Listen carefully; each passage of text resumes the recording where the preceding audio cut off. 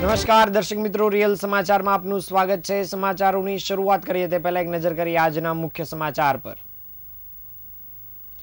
ધોરણ 10 અને 12ની પરીક્ષાનો આજથી પ્રારંભ। ગુજરાતીનું પેપર સરળ રહેતા વિદ્યાર્થીઓમાં ખુશી છવાઈ। બોર્ડની પરીક્ષા પહેલા અટવાયેલા વિદ્યાર્થીઓને પોલીસે પરીક્ષા કેન્દ્ર પર પહોંચાડ્યા। હજીરામાં એલએનટીના કોન્ટ્રાક્ટ કર્મચારીઓનો બળવો, વાહનોમાં તોડફોડ કરી આગ ચાંપી। હથોડા ગામે ગૌ હત્યા રોકવા ગયેલી પોલીસ ટીમ પર હુમલો, જિલ્લામાં ચુસ્ત બંદોબસ્ત ગોઠવાયો। યશવી ફાઉન્ડેશન દ્વારા તૃતીય સર્વજ્ઞાતિ સમૂહ લગ્નનું આયોજન કરવામાં આવ્યું। સુરત સિટી પોલીસની 2 દિવસીય ક્રાઇમ કોન્ફરન્સનો પ્રારંભ। શહેર સુરક્ષાને લઈને કરાઈ રજૂઆત। સમાચાર વિગતે જોઈએ। આજે 26 ફેબ્રુઆરી થી ગુજરાત માધ્યમિક અને ઉચ્ચતર માધ્યમિક શિક્ષણ બોર્ડની ધોરણ 10 અને 12ની પરીક્ષાનો પ્રારંભ થયો છે। બોર્ડની પરીક્ષાને લઈને તંત્ર દ્વારા તમામ તૈયારીઓ કરી દેવામાં આવી હતી। આ વર્ષે ધોરણ 10 અને 12ના કુલ 15,27,000 જેટલા વિદ્યાર્થીઓ 1700થી વધારે સેન્ટર પર પરીક્ષા આપનાર છે। ધોરણ 10નું પ્રથમ ભાષાનું પેપર પૂર્ણ થઈ ગયું હતું, જેમાં ગુજરાતીનું પેપર સરળ નીકળતા વિદ્યાર્થીઓ ખુશ જોવા મળ્યા હતા। અગાઉ બોર્ડની પરીક્ષાના ડરથી વડોદરામાં ચાલુ પરીક્ષા એક વિદ્યાર્થીની બેભાન થઈ ગઈ હતી, તેમજ જ્યારે એકને ખેંચ આવી હતી, તો સુરતમાં વાહન ન મળતા અટવાયેલી એક વિદ્યાર્થીનીને પોલીસે પોતાની ગાડીમાં છેલ્લી ઘડીએ સારથી બનીને પરીક્ષા કેન્દ્ર સુધી પહોંચાડી હતી। ગુજરાત બોર્ડમાં આ વર્ષે ધોરણ 10 અને 12ના કુલ 15,27,000 વિદ્યાર્થીઓ પરીક્ષા આપી રહ્યા છે અને આ વર્ષે પ્રથમ વખત દિવ્યાંગ વિદ્યાર્થીઓને 3 કલાકના પેપરમાં પ્રતિ કલાક 20 મિનિટનો સમય વધારે આપવામાં આવશે। રાજ્યમાં એસએસસી માટે કુલ 87 ઝોન અને એચએસસી માટે કુલ 59 ઝોનની રચના કરવામાં આવી છે, તેમજ ધોરણ 10 માટે કુલ 106 કેન્દ્ર તો ધોરણ 12 માટે 695 કેન્દ્ર છે, જેમાંથી સામાન્ય પ્રવાહમાં 539 કેન્દ્ર અને વિજ્ઞાન પ્રવાહના 156 કેન્દ્રોનો સમાવેશ થાય છે। બોર્ડની પરીક્ષા આપવા પહોંચેલા વિદ્યાર્થીઓનું કેટલીક સ્કૂલોમાં યુનિક રીતે સ્વાગત કરવામાં આવ્યું હતું। સુરતમાં અનેક કેન્દ્રો પર મુખ્ય દરવાજા પાસે જ બેન્ડ વાજાના સૂર સાથે વિદ્યાર્થીઓનું ભવ્ય સ્વાગત કરાયું હતું, તો શહેરના કેટલાક વિસ્તારમાં રહેલી સ્કૂલો દ્વારા પેન, પેન્સિલ અને જ્યુસ આપીને સ્વાગત કરાયું હતું। ત્યારે સુરત પોલીસ કમિશનર અને કલેક્ટર પણ વિવિધ કેન્દ્રની મુલાકાત લઈને વિદ્યાર્થીઓને ફૂલ આપીને સ્વાગત કરતા નજરે પડ્યા હતા। તો રાજકોટમાં દ્વારકાનો નાથ મારો રાજા રણછોડ છે ગીત સાથે વિદ્યાર્થીઓનું સ્વાગત કરાયું હતું। વડોદરામાં ઢોલ નગારા વગાડી વિદ્યાર્થીઓને આવકારવામાં આવ્યા હતા। પરીક્ષા કેન્દ્રો પર વિદ્યાર્થીઓને તિલક કરી, લાલ ગુલાબનું ફૂલ આપી મીઠું મોઢું કરાવી તેમજ બેસ્ટ ઓફ લક કહીને પ્રોત્સાહિત કરાયા હતા। કેટલાક વિદ્યાર્થીઓ માટે બોર્ડની પરીક્ષા પહેલા જાણે કે સમય તેમની પરીક્ષા લઈ રહી હોય તેવો માહોલ સર્જાયો હતો, જ્યારે કેટલાક વિદ્યાર્થીઓ પરીક્ષામાં ચોરી કરવાનો પણ ઈરાદો રાખતા હોય છે, ત્યારે આવા વિદ્યાર્થીઓને રોકવા માટે વર્ગખંડમાં પહોંચે તે પહેલાં જ તેમનું ચેકિંગ કરાયું હતું અને કોઈ વિદ્યાર્થી કાપલી લાવ્યો હોય અને અંતિમ સમયે તેને કોઈ પશ્ચાતાપ થાય તો તે કાપલી નાખવા માટે પશ્ચાતાપ પેટી પણ રાખવામાં આવી હતી।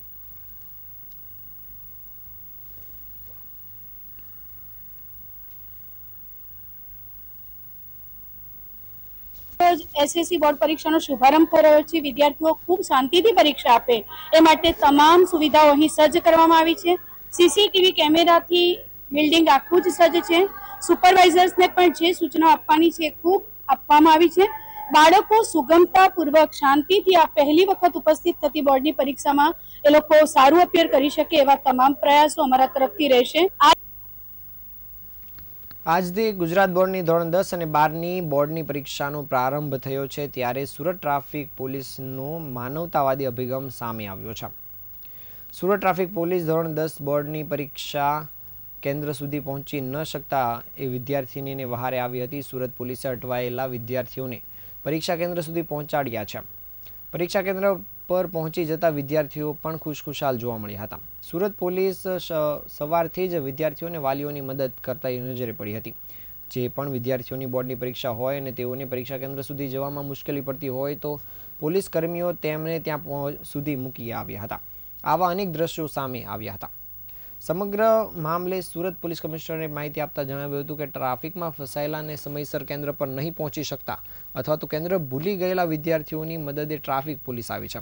ટ્રાફિક પોઈન્ટ પર ઊભા રહેલા જવાનો કે પેટ્રોલિંગમાં નીકળેલી ટીમ દ્વારા આવા વિદ્યાર્થીઓની મદદ કરવામાં આવી છે, જેથી વિદ્યાર્થીઓ સમયસર પરીક્ષા કેન્દ્ર પર પહોંચી શકે અને પરીક્ષા આપી શકે અને ઉજ્જવળ ભવિષ્યનું નિર્માણ કરી શકે.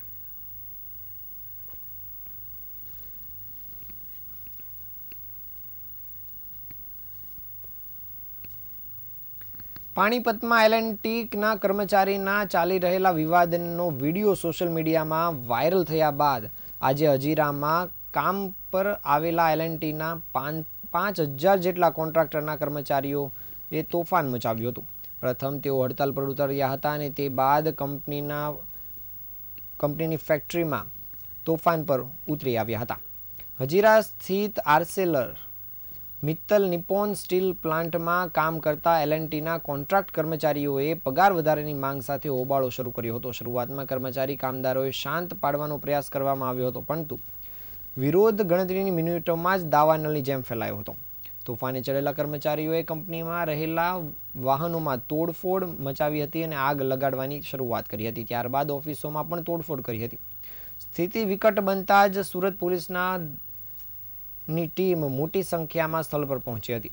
તોફાને ચડેલા કર્મચારીઓને કાબૂમાં લેવા માટે પોલીસે લાઠીચાર્જ અને 40 જેટલા ટીયર ગેસના સેલ છોડવાની ફરજ પડી હતી.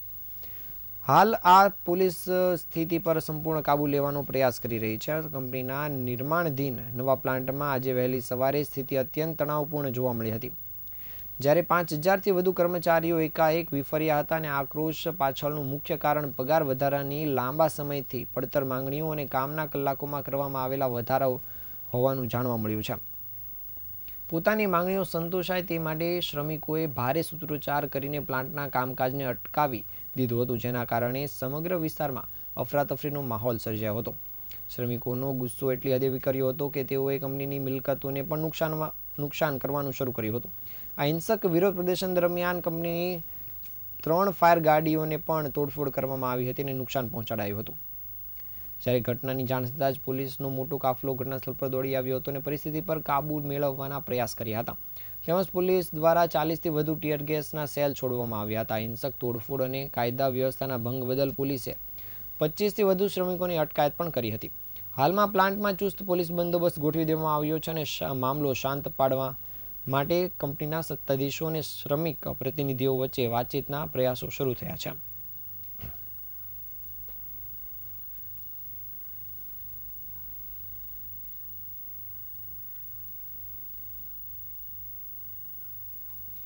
સુરત જિલ્લાના માંગરોળ તાલુકાના હથોડા ગામે ગઈકાલે મોડી રાત્રે ગૌહત્યા અટકાવવા માટે પહોંચેલી કોસંબા પોલીસની ટીમ પર હિંસક હુમલો કરવામાં આવ્યો હતો. આ હુમલામાં એક પોલીસકર્મી અને એક ગૌરક્ષક ઘાયલ થયા હતા.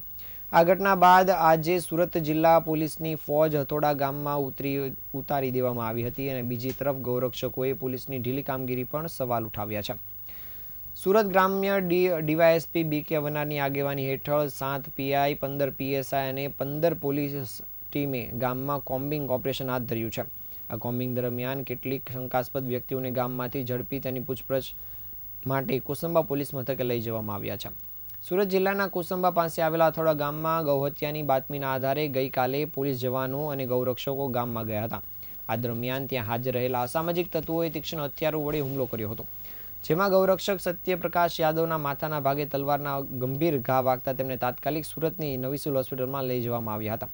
આ હિંસક અથડામણમાં ઘાયલ થયેલા પોલીસ જવાનો હાલ કિમ કોસંબાની હોસ્પિટલમાં સારવાર હેઠળ છે. આ મામલે સુરત જિલ્લા પોલીસ વડા રાજેશ ગઢિયાએ જણાવ્યું હતું કે રાત્રે 1:30 થી 2 વાગ્યાના ગાળામાં કોસંબાના હથોડા ગામમાં ગૌહત્યાની બાતમી મળતા બાતમીદારના સાથે 6 લોકોનો પોલીસ કાફલો ગામમાં ગયો હતો.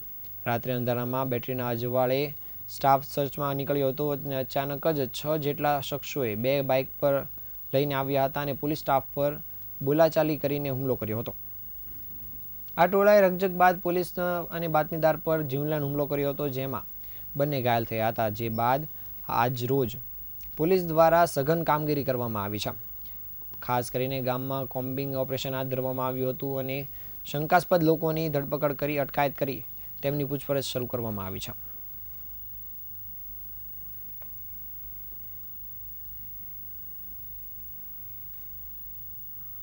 ભરવાડ છે। આજે સુરત જિલ્લાનું કોસંબા નજીક આવેલું હથોડા ગામ છે। આ હથોડા ગામમાં અવારનવાર ગૌ હત્યા અને ગૌ તસ્કરીના બનાવો બનતા રહે છે। ગઈકાલે ઇન્ફોર્મેશન મળી કે હથોડા ગામમાં મોટા પ્રમાણમાં ગૌ હત્યા થવાની છે। આ બાતમીના આધારે અમારા જય પટેલે એલસીબી નો સંપર્ક કર્યો। એલસીબી ના સ્ટાફને સાથે રાખી અમારા એક ગૌરક્ષકને સાથે મોકલી અને ઘટના ઉપર જવા નીકળેલા હતા। ત્યાં રસ્તામાં રસ્તો આંતરી અને વિધર્મીઓ અને કસાઈઓ ભેગા થઈ હુમલો કરી દીધો। જે હુમલામાં અમારા ગૌરક્ષક મિત્ર છે એનું માથું ફૂટી ગયું, 15 થી 20 ટાંકા આવ્યા છે અને પોલીસ કર્મી પણ 2 ઘાયલ થયા છે। એમાંથી એક પોલીસ કર્મીનો હાથ પણ તૂટી ગયો છે।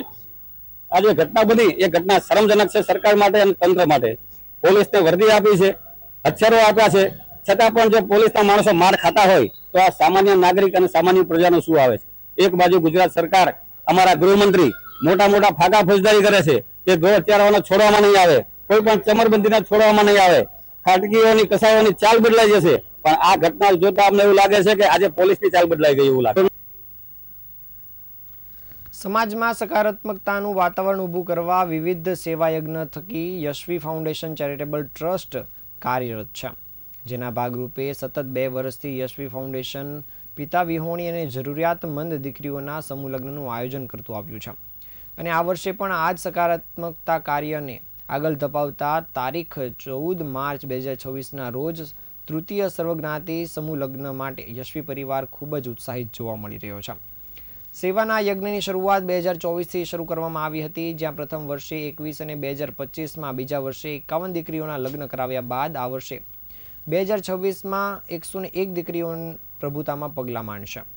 જ્યારે ઘરની દીકરી ઉંમરો ઓળંગીને નવા જીવનની શરૂઆત કરવા જઈ રહી હોય ત્યારે પરિવારમાં જે ઉમંગ અને લાગણી હોય છે તેવી જ ઉમંગ અને લાગણી યશવી પરિવારને આ દીકરીઓ માટે છે। દીકરીઓના પાનેતર અને મહેંદી પ્રસંગથી માંડીને કરિયાવર સહિતની લગ્ન પ્રસંગની આ તમામ વિધિઓ સંપૂર્ણ જવાબદારી સાથે સંપન્ન કરવી એ જ યશવી ચેરિટેબલ ટ્રસ્ટનો ઉદ્દેશ છે। આ વર્ષે સમૂહ લગ્નના વિવિધ પ્રસંગોમાં પાનેતર વિધિ 25 ફેબ્રુઆરી, જ્યારે મહેંદી પ્રસંગ 11 માર્ચે યોજાશે, જ્યારે તૃતીય સમૂહ લગ્ન 14 માર્ચને 2026ના રોજ રાખવામાં આવ્યો છે। આ ઉમદા કાર્યમાં સહભાગી થવા અને નવદંપતીઓને આશીર્વાદ આપવા માટે યશવી ફાઉન્ડેશન દ્વારા વિવિધ મહેમાનોને પણ આમંત્રણ આપવામાં આવ્યું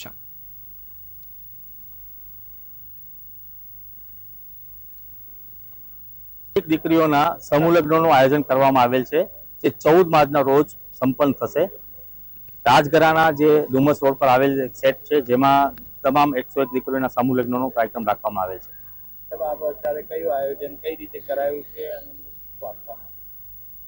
તમામ 101 દીકરીઓ જે છે એ અમુક દીકરીઓ પિતા વિહોણી છે, અમુક દીકરીઓ અનાથ છે અને અમુક એવી જરૂરતમંદ દીકરીઓ છે જેનો અમે સમાવેશ કરવામાં આવે છે। અને તમામ દીકરીઓને કરિયાવરના રૂપમાં અમે તમામ એવી વસ્તુઓ આપવામાં આવશે કે જે દીકરીઓને આપણે વિદાય સમયે અમે આપતા હોઈએ છીએ, જેમ કે ઘરગથ્થુની બધી વસ્તુઓ, બેડ છે, પલંગ છે, આપણે કબાટ છે, ફ્રીજ છે, ટીવી છે, આ તમામ વસ્તુઓ, એના સિવાય સોનાની છ છે, ચાંદીની પાજેબ છે, આ બધી વસ્તુઓ અમે આપવામાં આવશે।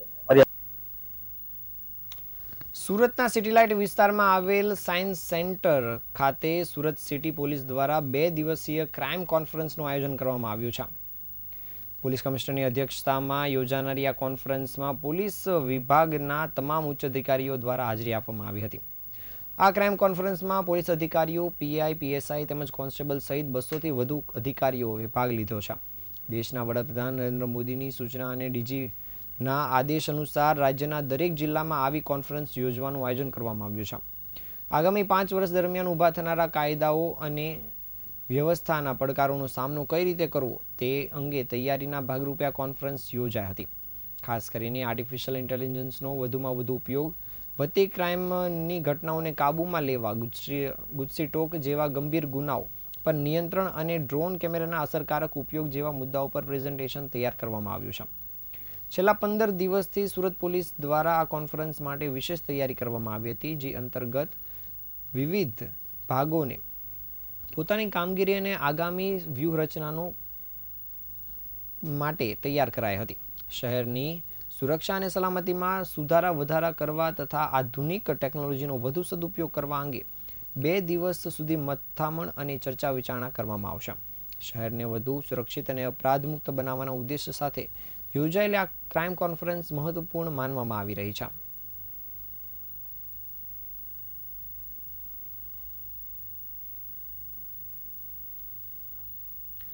સુરત શહેરના અડાજણ વિસ્તારમાં આવેલ એલપી સવાણી વિદ્યાભવન દ્વારા વાર્ષિક સાંસ્કૃતિક કાર્યક્રમ દશાવતાર અત્યંત ભવ્યતા અને ઉત્સાહ સાથે ઉજવવામાં આવ્યો હતો. કાર્યક્રમ દરમિયાન સમગ્ર પરિસર આધ્યાત્મિક અને ભારતીય સંસ્કૃતિના રંગોથી ઝગમગી ઉઠ્યું હતું. કાર્યક્રમમાં વિષ્ણુ ભગવાનના 10 અવતારોનું સુંદર નિદર્શન કરવામાં આવ્યું હતું. વિદ્યાર્થીઓએ મત્સ્ય કૂર્મ, વરાહ, નરસિંહા, પરશુરામા, રામા, કૃષ્ણ, ગૌતમ બુદ્ધ અને કલ્કી અવતારને જીવંત કર્યો હતો અને પ્રેરણાદાયી રજૂઆત કરી હતી. રંગબેરંગી વેશભૂષા, સુવ્યવસ્થિત મંચ વ્યવસ્થા અને મધુર સંગીત અને ભાવસભર અભિનયે કાર્યક્રમને અદ્વિતીય બનાવ્યો હતો અને સૌ કોઈના મન મોહી લીધા હતા. ઉપસ્થિત મહેમાનો, વાલીઓ અને વિદ્યાર્થીઓએ કાર્યક્રમને ખૂબ દિલથી માણ્યો હતો અને પ્રસ્તુતિનો ખૂબ ભારે તાળીઓથી બિરદાવ્યો હતો. આ કાર્યક્રમ માત્ર મનોરંજન પૂરતો સીમિત નહીં રહેતા તેઓએ સૌનો નૈતિક મૂલ્ય, ધર્મપ્રેમ અને સંસ્કૃતિ પ્રત્યેને ગૌરવભાવ જગાડ્યો હતો. શિક્ષકોની નિષ્ઠાપૂર્વકની મહેનત, વિદ્યાર્થીઓનો ઉમંગ અને વાલીઓના સહકારથી કાર્યક્રમ સફળતાપૂર્વક પાર પડ્યો હતો.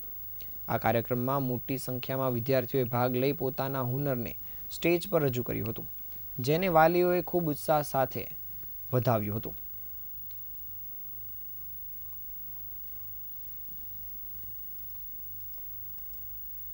जो एनुअल फंक्शन हो रहा है उसका थीम है दशावतारम. इसमें ऑलमोस्ट 600 बच्चों ने पार्टिसिपेट किया है और इसका जो हमारा थीम है दशावतारम, इसमें हम भगवान विष्णु के 10 अवतारों के बारे में बात कर रहे हैं.